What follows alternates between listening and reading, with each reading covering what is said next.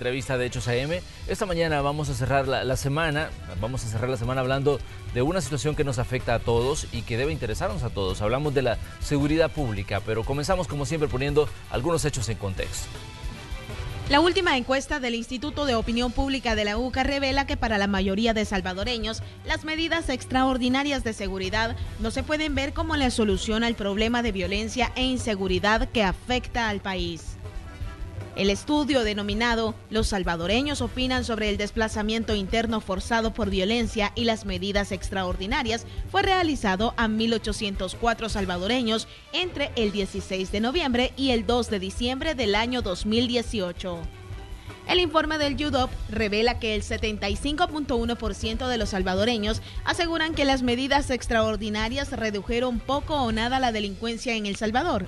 Sin embargo, las autoridades destacan una reducción del 16% de los homicidios, pues 2018 cerró con 3.340 asesinatos. Estas cifras muestran que el año recién finalizado ocurrieron 51 muertes violentas por cada 100.000 habitantes. En 2015, señalan las autoridades, eran 103 homicidios por cada 100.000 habitantes. Y es que a pesar que esta cifra continúa siendo alta, el ministro de Justicia y Seguridad Pública destaca que el año pasado cerró con 181 municipios que registraron menos de 10 asesinatos. Siempre en temas de seguridad es importante mencionar que más de 2.100 privados de libertad han sido trasladados de diferentes bartolinas policiales a centros penales del país, como parte de la primera fase de traslados que realizan las autoridades de la Dirección General de Centros Penales. En los próximos meses se pondrá en marcha la segunda fase de este proyecto, pues uno de los objetivos de los traslados es reducir el hacinamiento en los recintos de las delegaciones, que actualmente es de 174%, y convertirlo en uno de los niveles más bajos de la región centroamericana. Para abordar estos y otros temas relacionados a la seguridad pública del país, damos paso a la entrevista de Hechos AM. ¡Comenzamos! Como se lo anunciamos, esta mañana de viernes le damos los buenos días al señor ministro de Justicia y Seguridad, el comisionado Mauricio Ramírez Landaverde. Señor ministro, un gusto recibirlo aquí en el espacio de la entrevista de Hechos AM. El gusto es mío, Manuel. Gracias a ustedes, gracias a Canal 12 y gracias a todos los que nos acompañan esta mañana en sus hogares. Ministro, esta semana el Instituto Universitario de Opinión Pública de la Universidad Centroamericana, el YUDOP, y la organización Cristosal presentaban un sondeo donde hablaban sobre situaciones que tienen que ver con seguridad. Entre ellos está los desplazamientos forzados y hablaban de las medidas extraordinarias. Y entre uno de los elementos que destacaba en ese sondeo que realizaron es que señalaban que poco o nada han hecho, digamos, las medidas extraordinarias de seguridad por cambiar la realidad que se vive en El Salvador en cuanto a violencia. Pero me gustaría conocer su opinión sobre este estudio, ya que estamos entrando pues en materia en temas de seguridad. Bueno, el estudio a nivel percepcional indica que una buena parte de los salvadoreños opina que las acciones desarrolladas como las medidas extraordinarias pues no contribuyeron en un porcentaje elevado a la reducción de los homicidios, a la mejora de la seguridad en todo el país. Sin embargo, si hacemos un análisis más detallado, técnico, científico de la situación que ha ocurrido en los últimos años, pues podemos llegar a conclusiones muy distintas. Para eso quisiera apoyarme en esta información. Este cuadro contiene los datos de la incidencia de homicidios desde el año 2015 hasta el año 2018. Podemos ver acá el año 2015, es el año base para el trabajo que hemos venido desarrollando. El año 2015 finalizamos con 6.657 homicidios, lo que constituyó una tasa de 103 homicidios por cada 100.000 habitantes. Sí. Ese año El Salvador fue el país del Triángulo Norte que presentó la mayor incidencia de homicidios en el año. El año 2016 inició la nueva estrategia de seguridad consistente en un abordaje integral, no solo con la represión, sino fue el año en que los esfuerzos de prevención, de rehabilitación y de atención a víctimas consideraron implementarse de una forma articulada en todo el país en el marco del plan El Salvador Seguro. Podemos ver cómo este año ya, 2016, en el primer trimestre, producto de la aplicación de esas acciones, presentamos ya una tendencia a la reducción. No obstante, en abril de ese año, que está indicado acá con el círculo amarillo, dan inicio a las medidas extraordinarias. Y podemos ver entonces cómo hay una reducción fuerte ese mes y que mantenemos luego a lo largo del año 2016. Este año 2016 tenemos una reducción respecto al año anterior de más de 1.300 homicidios y finalizamos con una tasa de 81 homicidios por cada 100.000 habitantes. El promedio diario de homicidios este año 2015 fue de 18 y este año 2016 fue de 14. Podemos ver entonces cómo las medidas extraordinarias son una acción fundamental, una acción que incide de una forma bastante marcada en la reducción que empezamos a tener ese año. Lo que pasa a partir del 2016 es que continuamos con la implementación de la estrategia, podemos ver cómo la tendencia a la reducción se ha ido manteniendo cada año. El año siguiente, el 2017, la tasa bajó a 60 homicidios por cada 100.000 habitantes y el año que recién finaliza, el 2018, continuó la reducción, tuvimos más de 600 homicidios menos y finalizamos con una tasa de 50 homicidios por cada 100.000 habitantes y este año 2018 pasamos a ser ya el país de la región con menor incidencia de homicidios en el año 2018. A partir del 2016, pero más fuertemente de este mes de abril, que precisamente el 1 de abril del 2016, inicia la implementación del decreto 321, el de las medidas extraordinarias. Podemos ver entonces cómo, al analizar los datos, la incidencia de esta acción es fuerte, es decisiva para poder alcanzar los niveles de homicidios que mantuvimos ese año. Y podemos ver ya que podemos hablar de una tendencia, porque estamos hablando de 4 años en los cuales la tendencia general es a ir bajando. Y pues con una tasa que viene de 103 a 81 el año siguiente, 60 y 50. Y en cuanto a la incidencia de homicidios, 6.657 este año, 5.280 el siguiente, 3.926 y el año recién finalizado con 3.340. Es decir, mantenemos ya en estos 4 años una tendencia a la reducción, pues que nos permite concluir de que podemos seguir bajando si persistimos, si somos disciplinados en la aplicación de esta nueva estrategia, podemos aspirar sin duda a continuar reduciendo y en los próximos años a seguir teniendo niveles de homicidios cada vez menores. Es decir, lo que ha contribuido a esto en general sin duda es que El Salvador ha pasado desde el año 2016 a implementar una nueva estrategia, una estrategia más integral que no se basa únicamente en el uso de la fuerza o de la aplicación de la ley penal, sin restar importancia a ese componente fundamental de la estrategia, pero también la prevención ha pasado a ser un componente fundamental y un eje central en la estrategia. También el tema de la rehabilitación, todo el avance en la transformación del sistema penitenciario y sobre todo el haber tomado control y seguridad, evitando que el sistema penitenciario continuase siendo los lugares desde los que se planificaba, se coordinaba e incluso muchas veces se participaba directamente del cometimiento de diferentes hechos delictivos. Además de haber iniciado a partir de ese año 2016 otros componentes de la estrategia como la atención a víctimas y pues el fortalecimiento de todo el sector justicia, del sistema de prevención y de protección, que es lo que ha conducido al país en estos últimos 4 años a tener ya claramente una tendencia a bajar, que la hemos mantenido y que ha ido mejorando de forma gradual cada año. Sin duda, las medidas extraordinarias, al analizar los datos, al hacerlo con criterio técnico, científico, pues sin duda las medidas extraordinarias han sido un componente fundamental, decisivo, para que hayamos tenido en El Salvador ese cambio en la tendencia ese año y que lo hayamos logrado mantener. Ministro, pero ¿por qué, digamos, al final la percepción del ciudadano continúa siendo la misma respecto al tema seguridad? Porque eso es prácticamente en lo que se enfoca el estudio presentado por el YUDOP y esta organización denominada Cristosal. Pero fíjate que este estudio publicado contradice otros llevados a cabo por la misma institución.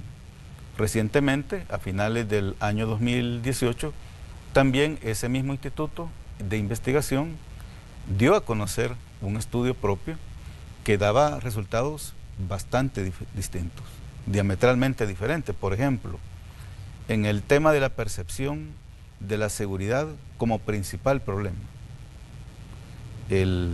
A diciembre del 2018, según los datos que publicó también el YUDOP, el 57% de los salvadoreños consideraba que la seguridad es el problema principal que tiene el país.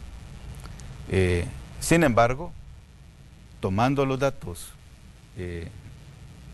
siempre en cuanto a este periodo, si el 2015 lo consideramos el año base de inicio de la estrategia de seguridad, ese mismo estudio, en diciembre del 2015, a la misma pregunta, el 80.5% de salvadoreños respondió que la seguridad era el principal problema del país. Es decir, todavía hay un porcentaje muy elevado de los salvadoreños que considera la seguridad como el principal problema. Pero al igual que la tendencia en la reducción de la incidencia, a nivel percepcional también ha tenido casi la misma tendencia a reducir, porque ha pasado de 80.5%, 75.3%, 66.2% y así sucesivamente. El porcentaje, de acuerdo a la última medición, es el menor de todo el periodo y ha tenido una tendencia prácticamente igual a la que ha tenido la reducción.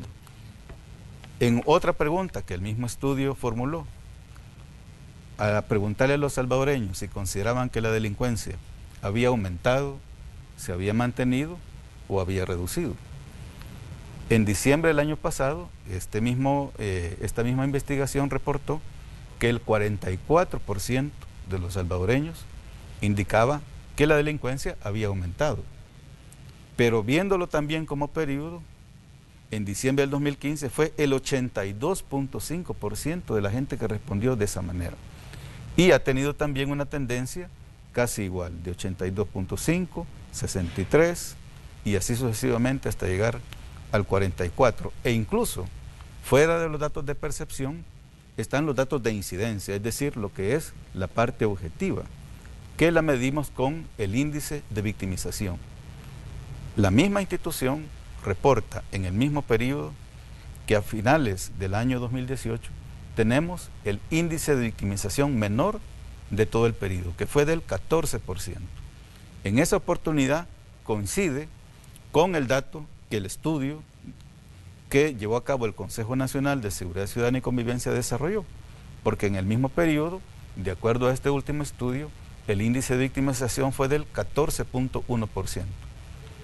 Si nos vamos nuevamente a estudiar el periodo, vemos que en diciembre del 2015, año base, ese índice era del 24.5%, a partir del cual se vino reduciendo de forma gradual a 18.9, a 16.2, finalizando con los datos publicados el año pasado que nos indicaban un índice de victimización de 14. Es decir, esta situación contrasta con estudios realizados por la misma institución, pero además contrasta con los datos objetivos. Esta es la incidencia que hemos tenido, en la cual pues podemos decir que todavía los datos son elevados, las tasas son altas, pero hay una tendencia ya positiva a la reducción, que no es cuestión solamente de un año o dos, es de todo el periodo. Podemos decir entonces que estamos ya ante una tendencia y que si seguimos trabajando, si hacemos los ajustes, los cambios que sean necesarios, podemos mantenerla y la podemos hacer incluso mayor. Ministro, usted es una persona que ha estado en la Policía Nacional Civil porque ahí es donde se ha formado y tiene, bueno, mucha experiencia en conocer, por ejemplo, las diferentes medidas que se han ido tomando en el devenir del tiempo para enfrentar un mismo problema, la criminalidad. Estamos en tiempo de campaña electoral y uno de los puntos de debate siempre es el tema de seguridad pública. Hemos escuchado diferentes tipos de propuestas, diferentes tipos de alternativas. ¿Encuentra usted algo diferente en todo lo que se está proponiendo respecto a todo lo que ya se ha ensayado para lograr, digamos, enfrentar el tema de la criminalidad, del crimen organizado, el accionar de las pandillas, en todo lo que se está proponiendo? Porque cada candidato que está aspirando a la presidencia de la República parece que tiene su propia fórmula, pero me gustaría que usted me diera su punto de vista sobre lo que se está proponiendo con la realidad que ustedes están enfrentando en el campo. O sea, ¿hay una diferencia? ¿Hay alguna receta que no se ha aplicado y que ustedes digan, esto puede ser algo novedoso, o encuentra las mismas fórmulas para un problema que viene afectando a El Salvador durante décadas? Pues no encontramos mayores diferencias entre los componentes de la estrategia actual y la oferta, o al menos las propuestas que algunos candidatos han formulado ya de manera pública. Y aparte de lo que se ha formulado de manera pública, también el Consejo de Seguridad Ciudadana, en septiembre del año pasado, en el marco de la conmemoración del aniversario del Consejo y del Plan El Salvador Seguro, llevó a cabo un encuentro con los candidatos a la presidencia. En algunos casos fueron representados por los candidatos a la vicepresidencia.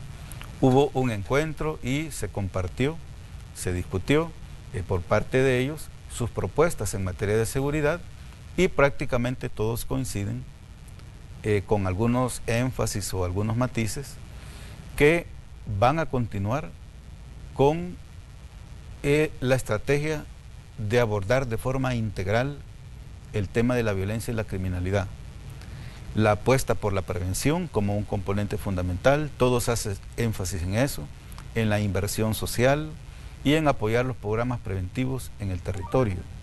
También de la profesionalización de la investigación del delito, la profesionalización y tecnificación de la Policía Nacional Civil, como las apuestas fundamentales, de forma que en lo que ellos han expresado no encontramos nosotros grandes diferencias respecto a lo que constituye la estrategia actual.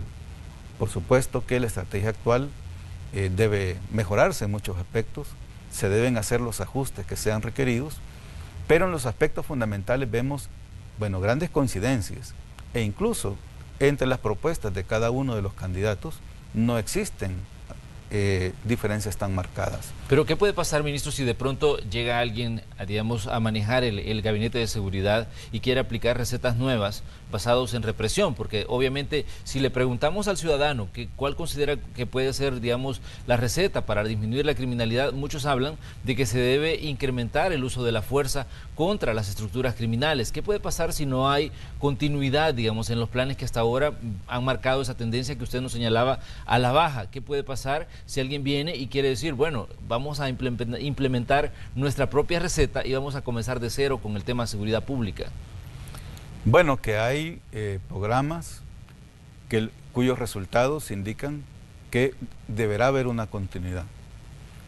Por supuesto que las autoridades en el futuro pueden disponer lo contrario, pero la verdad no vemos forma como eso pueda ocurrir. Hay programas importantísimos que han demostrado resultados y que cualquier gobierno en el futuro deberá darles cumplimiento. Bueno, les pueden cambiar el nombre, los símbolos, los colores.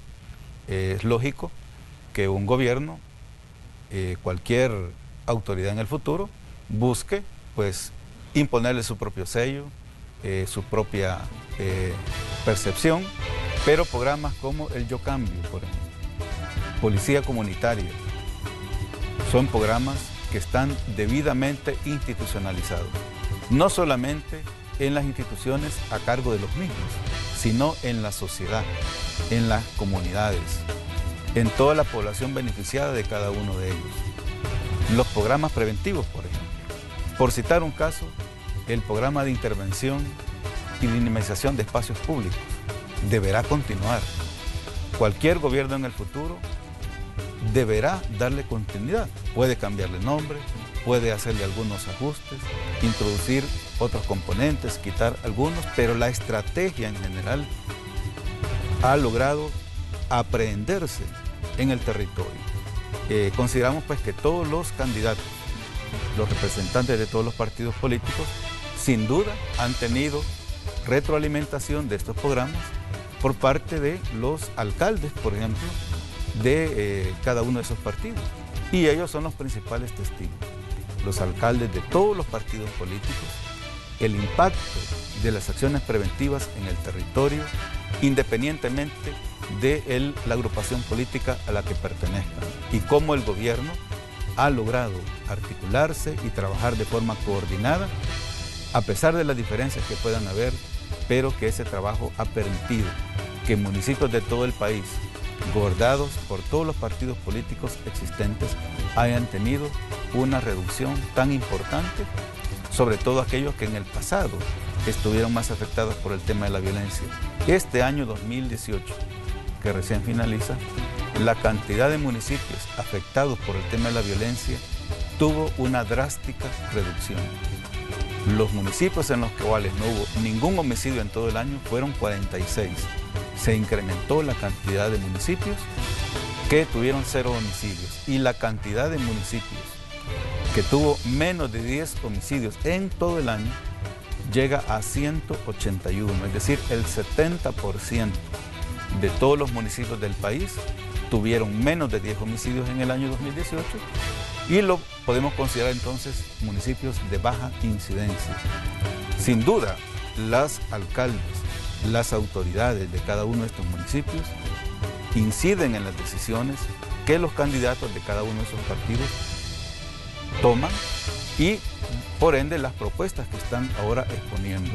No vemos entonces así grandes diferencias.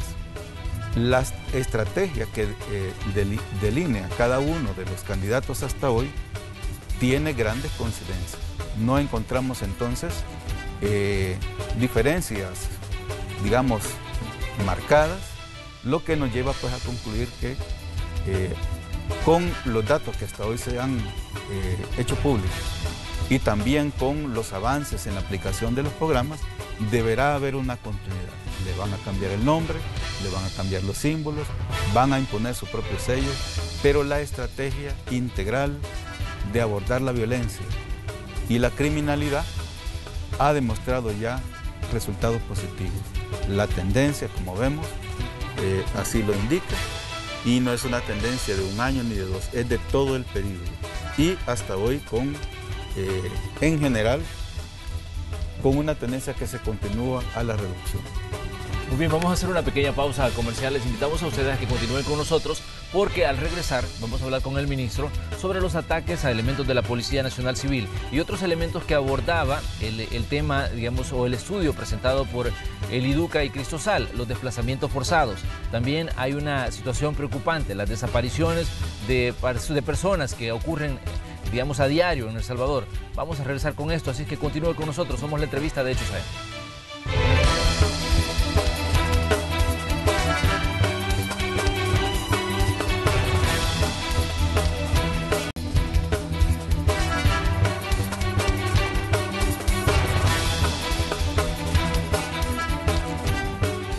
Esta mañana, en el espacio de la entrevista de Hechos AM, tenemos como invitado al señor ministro de Justicia y Seguridad, el comisionado Mauricio Ramírez Landaverde, y estamos hablando de esos temas que nos afectan a todos. Ese tema que ha tenido, digamos, relevancia durante los últimos años, el tema de la criminalidad, la violencia en El Salvador. Ministro, hablemos de los ataques contra elementos de la Policía Nacional Civil. Esta mañana nos despertábamos con la captura de un cabecilla de la Mara Salvatrucha, de un supuesto cabecilla de esa estructura criminal, en una urbanización de, digamos, de aquí del departamento de San Salvador, y bueno, se señalaba que está vinculado a los ataques contra los elementos de la policía, pero ¿qué han encontrado ustedes en las investigaciones sobre estas situaciones que han dejado un número de bajas considerable en el año 2018 que recién termina y que lleva ya pues 2 personas también muertas en este 2019?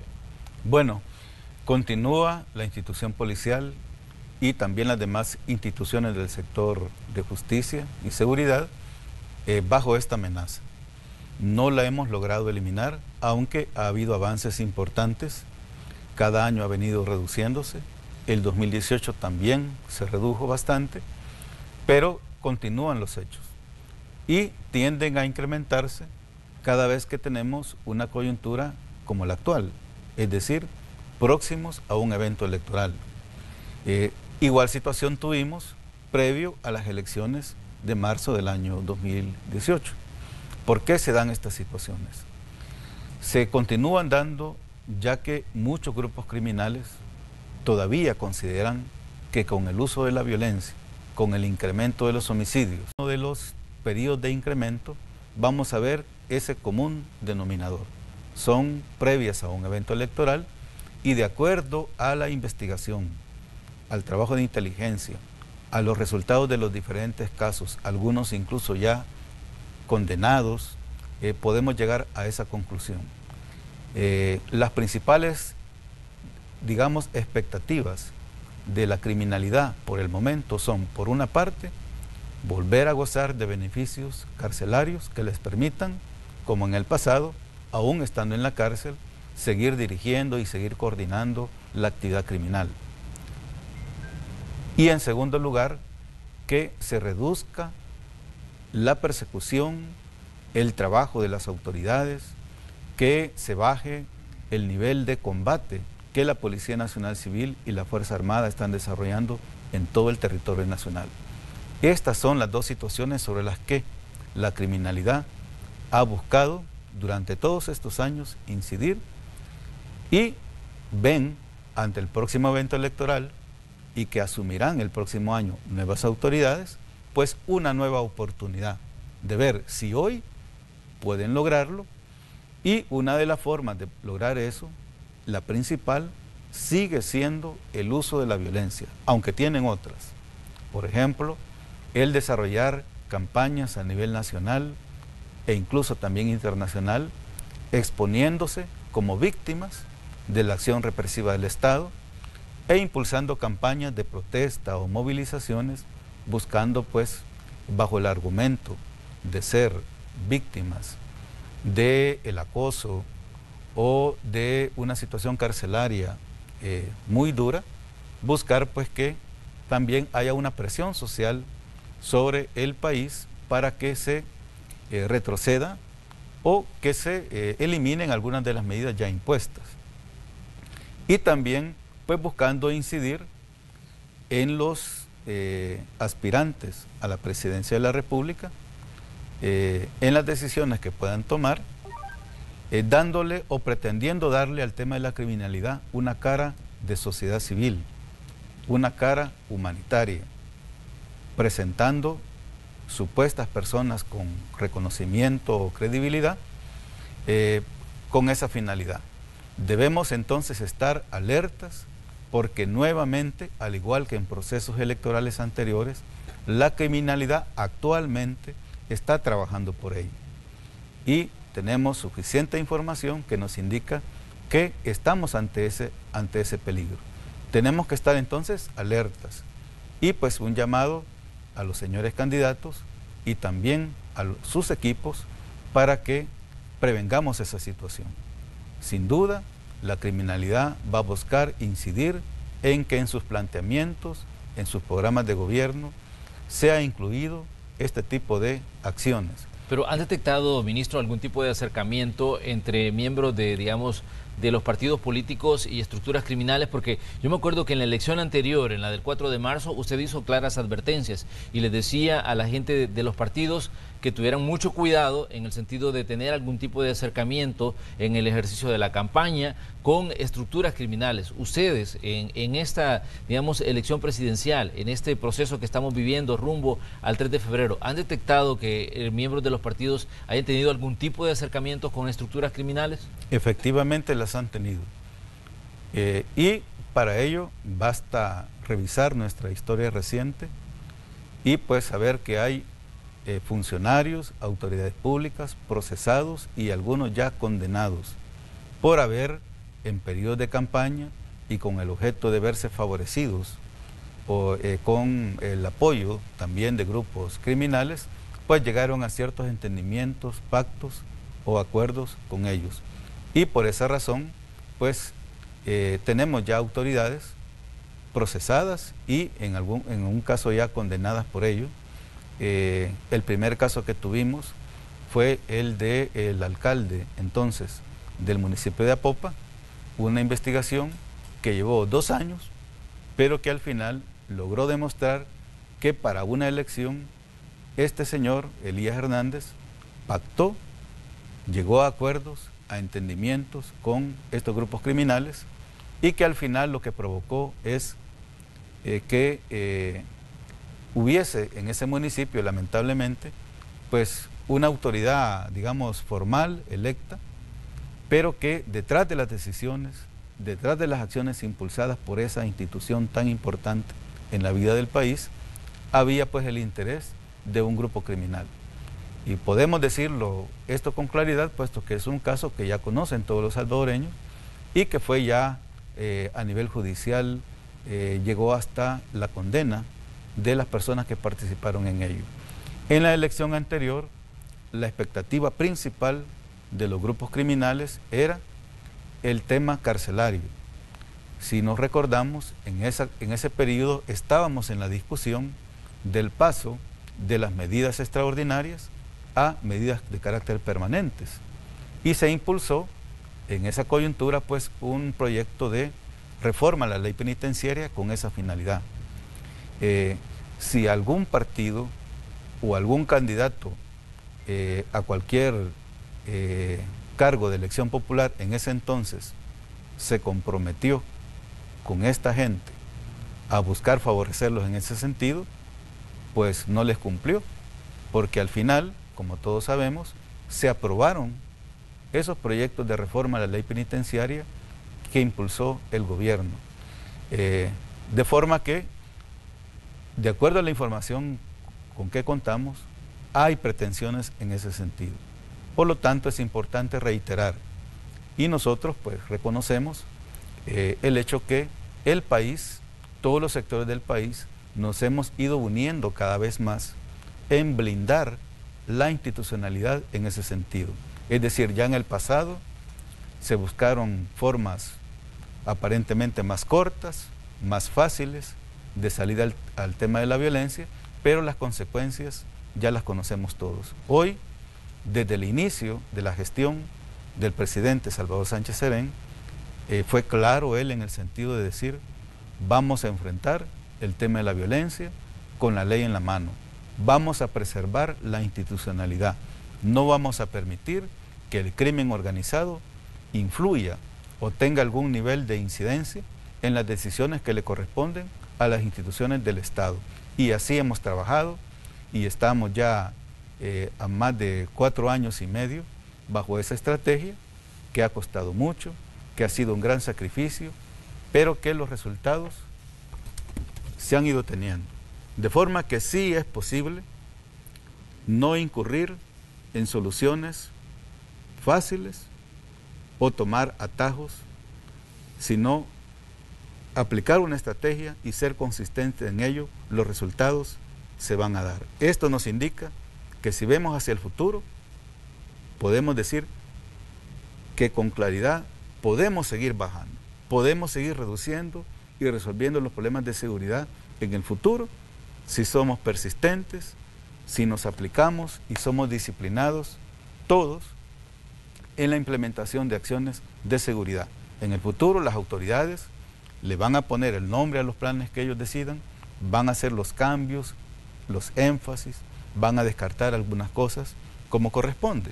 Pero en general, la estrategia de abordar de una forma integral, pero en este aspecto fundamental, no ceder a las presiones y a las pretensiones de criminales que van a pretender darse un rostro social. No debemos acceder a ello. Debemos seguir aplicando la fuerza en la medida que corresponde. En todo el territorio nacional, imponer orden en la cárcel y con ello sí forzarlos a través de la aplicación de la fuerza del Estado a que vaya reduciéndose la incidencia poco a poco y de forma gradual.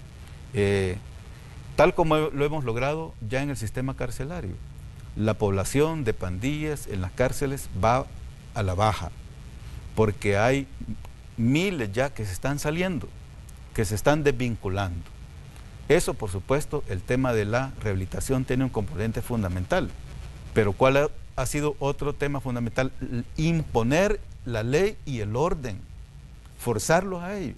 Debemos de continuar en eso, no debemos ceder.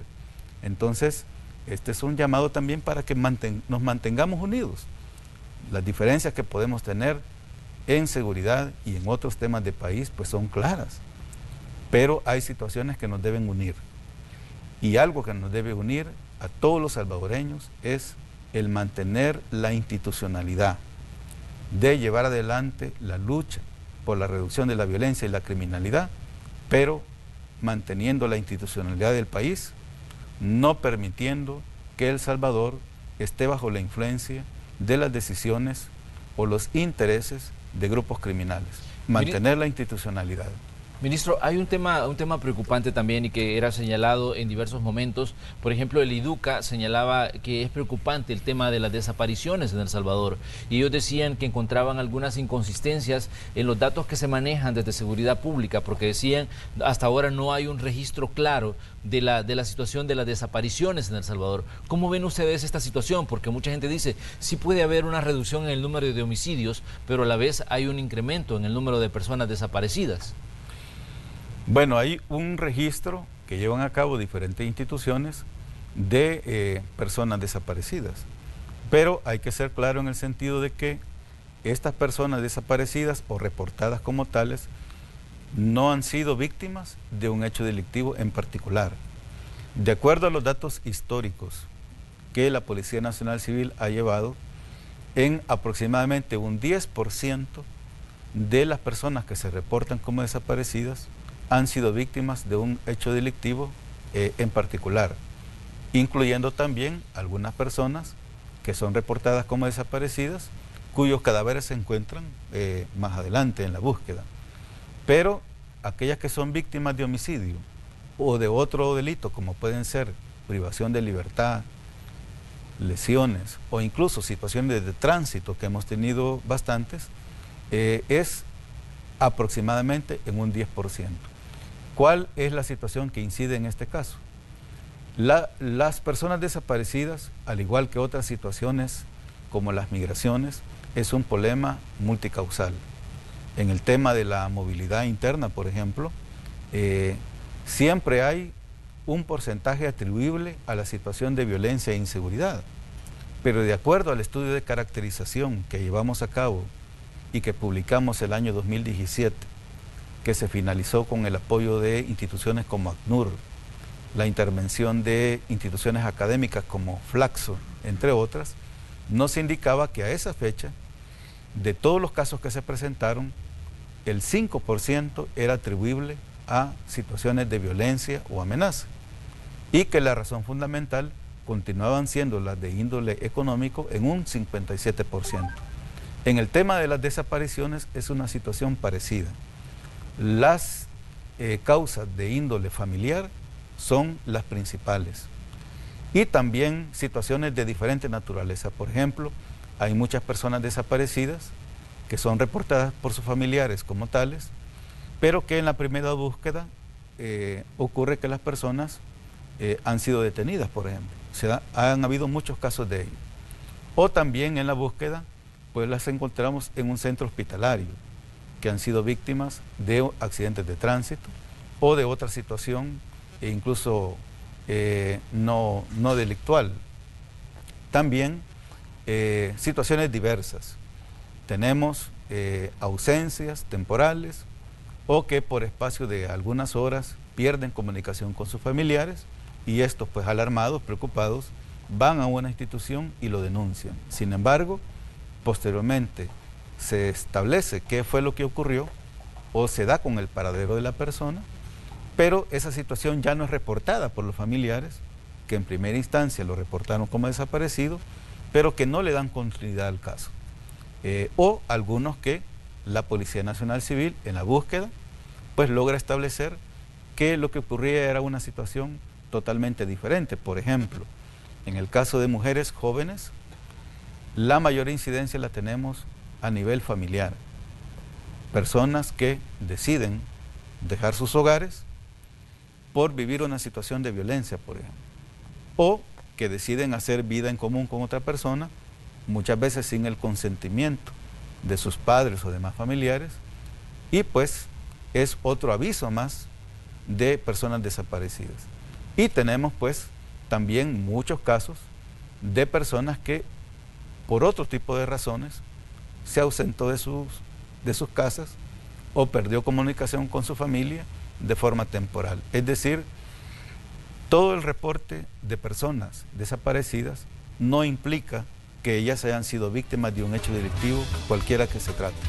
En la mayoría de casos son situaciones de diferente naturaleza, la mayoría de índole familiar.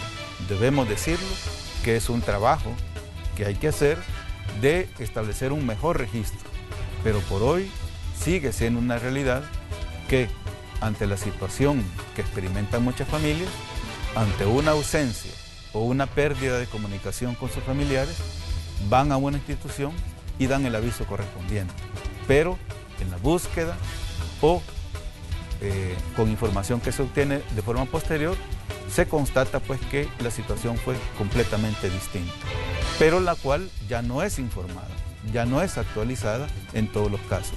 Esa es una deficiencia que estamos trabajando por superar.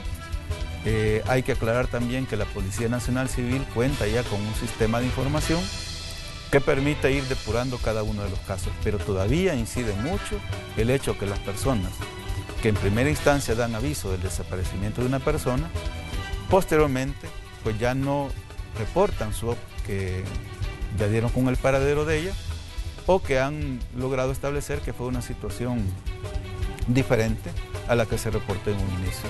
Ministro, dos preguntas para finalizar. La primera, los desplazamientos forzados. El estudio del UDOP hablaba de esto y la gente de Cristosal también ha hablado de esto en diversas ocasiones, sobre la movilización de personas obligadas y muchas veces por situaciones de violencia. Ellos hablaban de 235.000 personas que se movilizaron en 2018. Si bien ya no hemos visto, digamos, esta situación en la que poblaciones se mueven de alguna zona rural o de alguna zona urbana, ellos decían que esto ha continuado, pero ¿cuál es la explicación que dan ustedes desde el Ministerio de Justicia y Seguridad? Bueno, que los datos aportados por estas instituciones, por lo general, son proyecciones, estimaciones o estudios descriptivos de los casos que ellos conocen o que atienden. No coinciden con los datos que tenemos institucionalmente, incluso los que tienen los organismos internacionales. Según datos reportados por ACNUR, el año 2018, ellos proyectan la movilidad en toda la región centroamericana en aproximadamente 250.000 personas, de forma que no coincide. Ahí hay una diferencia bastante marcada. Sin desmeritar la importancia de cualquier estudio, debemos aclarar que el estudio al que ya me referí anteriormente, que fue publicado el año 2017 y que se llevó a cabo entre el Ministerio de Justicia y Seguridad y la Dirección General de Estadística y Censo, pero que tuvo la colaboración y el apoyo técnico de ACNUR en primer lugar, pero también de la Facultad Latinoamericana de Ciencias Sociales, FLACSO, indicó que del 2006 al 2016 esta situación había afectado al 1.1% de las familias, de forma que ese estudio nos da, digamos, un dato completamente diferente. Tampoco queremos darle mayor validez al estudio pues, que se llevó a cabo en esa oportunidad, por sobre lo que otra institución puede hacer. Sin embargo, sí debemos aclarar que el estudio que estamos describiendo contó con una metodología técnica, científica, a cargo de instituciones líderes en ese tipo de estudios y organismos internacionales y académicos pues, de reconocida trayectoria en el tema. De forma que es una situación que tenemos que seguirla trabajando. Sigue siendo un problema multicausal, ya lo describíamos un poco, sí. Que ese estudio arrojó que en más del 50% las causas económicas son las principales, en segundo lugar de causas de tipo familiar y en tercer lugar, no menos importante, pero sí un porcentaje menor, el tema de la violencia, que de acuerdo a ese estudio en un 5% incidió para que los casos se presentaran. Es un problema actual ha habido mejoras sustanciales. Ya no vimos el 2018 casos como los que en años anteriores se presentaban de comunidades enteras. Esa situación se ha avanzado bastante, el sistema de protección ha mejorado. Hoy contamos con todo un sistema institucional y también con participación de sociedad civil dedicado a la atención de estos casos. Y también está en impulso diferentes proyectos de ley, uno presentado por sociedad civil, otro que presentó la Comisión Coordinadora del Sector Justicia, donde estamos integrados con el órgano judicial, el Ministerio Público, el Ministerio de Justicia, y también que por parte del gobierno se presentará un tercer proyecto. Consideramos que entre estos 3 proyectos u otros que más adelante surjan, se puede obtener un producto importante para el país, que puede ser ya una ley especial que busque incidir de una mejor manera en la atención de este problema. Sin embargo, los avances son destacables, son importantes. La forma como se ha mejorado la atención de los casos por parte de las diferentes instituciones y también pues el hecho que estos hayan venido a la reducción en los últimos años también. Ministro, quiero cerrar esta entrevista con una pregunta para usted sobre una situación de muchísima actualidad en el sentido de que cada vez son más los sectores que están hablando de que se debe dialogar con las pandillas, en el sentido de que ahí podría estar una de las soluciones al problema de la violencia, pero ellos dicen que ya no un diálogo bajo la mesa o un diálogo a escondidas, sino un diálogo abierto. Usted, como encargado de la seguridad pública de El Salvador en este momento, ¿qué piensa de este tipo de situaciones que en determinado momento se ponen sobre la mesa y que es incluso pregunta para los candidatos a la presidencia de la República en diferentes actividades en las que ellos participan? Bueno, reitero que tenemos que permanecer unidos, porque efectivamente ya advertimos que las estructuras de maras o pandillas pretenden en esta coyuntura mostrar un rostro social o humanitario, pero toda la información con que contamos, de inteligencia, los casos de investigación, el reciente caso, la finalización del caso Jaque dejó al descubierto todo el tema de las redes de lavado de dinero y la participación en diferentes delitos, pero también ese mismo caso tenía un componente en este sentido, de una conspiración para hacerse ver como víctimas o dar un rostro social. Toda la investigación y el trabajo de inteligencia que tenemos nos lleva a la siguiente conclusión. Las maras o pandillas no están considerando en ningún momento desarticularse o dejar de cometer hechos criminales. En ningún momento. Como el grupo criminal que son, como estructuras de crimen organizado, su pretensión es mantenerse en el tiempo, sobrevivir y mantenerse lucrándose del cometimiento de hechos delictivos. Y para ello requieren 2 cosas en este momento. Primero, que el Estado dé marcha atrás en el componente de enfrentar de una forma directa, con inteligencia, de paratarles las redes financieras y de lavado de dinero y cesar la persecución a sus líderes, que han tenido muchos que huir del país y refugiarse en otros países. Recientemente, ayer para ser más preciso, la Policía Nacional Civil dio captura en el Aeropuerto Internacional Monseñor Romero a un líder importante que era de los que se había, después de la operación Jaque, ido a huir, en este caso a México. La buena colaboración y la cooperación con las autoridades mexicanas hicieron posible la captura de esta persona en ese país y ayer pues ya las autoridades nacionales ya lo recibieron. Todo ese tipo de situaciones nos lleva a esa conclusión. Debemos entonces seguir trabajando y a través de diferentes aspectos. El uso de la fuerza inteligente, pero no bajar el combate que estamos teniendo.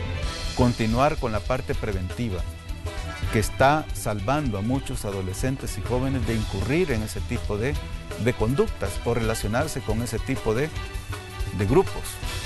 Seguir trabajando en la rehabilitación, que está también llevando a que miles de personas en el sistema penitenciario estén ya involucrándose en programas preventivos. Solo doy un dato que nos sirva para ilustrar esta situación. El año 2017 tal como reportamos en el informe de resultados de ese año, finalizamos con 15 centros penitenciarios bajo el programa Yo Cambio, y que constituía una población de 26.000 personas. El año 2018 lo bajamos con 21 centros ya con el programa y más de 32.000 personas privadas de libertad en el mismo, incluyendo 3 centros penitenciarios con población de pandillas: Chalatenango, San Francisco Gotera, y uno que esta semana inició, que es el de Ciudad Barrios. Estamos también en el sistema penitenciario logrando el objetivo de ir provocando que estas personas se salgan de ese tipo de grupos. Tiene mucho que ver la rehabilitación, pero si tú me preguntas, yo te puedo decir que bajo mi punto de vista hay otra acción que también ha sido importante para lograr esto: aplicar la ley, aplicar la fuerza. Si cedemos en eso, vamos a dar marcha atrás. Un revolucionario latinoamericano dijo lo siguiente: la única lucha que se pierde es aquella que se abandona. Y dejar atrás todo el esfuerzo y sacrificio que ha significado un combate frontal, imponer la ley y el orden, eso pudiese constituir un retroceso. De forma que debemos de mantenernos unidos, seguir trabajando bajo un punto integral. Pero por hoy, de acuerdo a toda la información que tenemos, estos grupos no tienen ninguna intención, sino más bien lo que ellos buscan es incidir en las decisiones que en el futuro puedan tomar otras autoridades, dando un rostro social, aparentemente, mostrándose como víctimas de la acción del Estado, pero buscando recuperar los niveles que les permitieron en el pasado tener cierto nivel de incidencia o influencia en las decisiones que corresponden a las instituciones del Estado. No tenemos que permitirlo.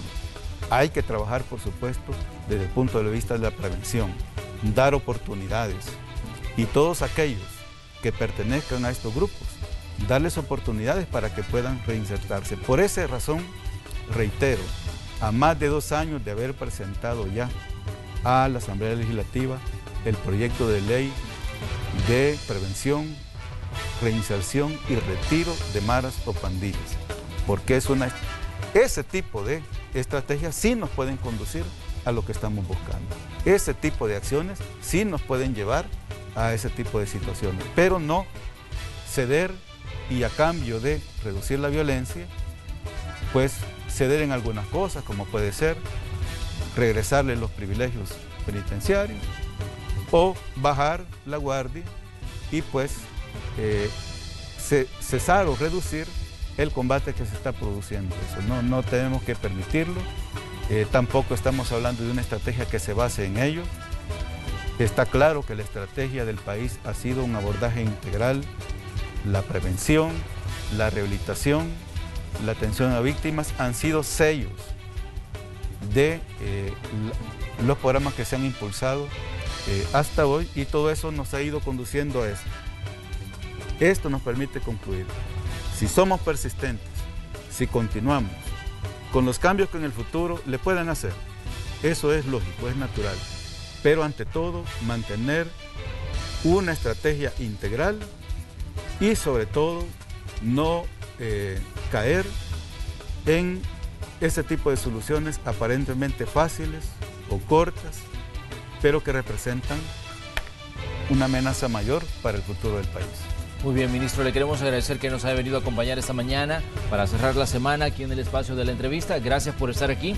Esperamos recibirle en el futuro para que sigamos hablando de este tema que nos interesa a todos, del tema de la seguridad pública. Gracias, señor ministro. Gracias a ustedes, gracias Manuel, y gracias a todos que nos escucharon esta mañana. Muy buenos días. Vamos a una pausa y regresamos con más de Noticiero Hechos.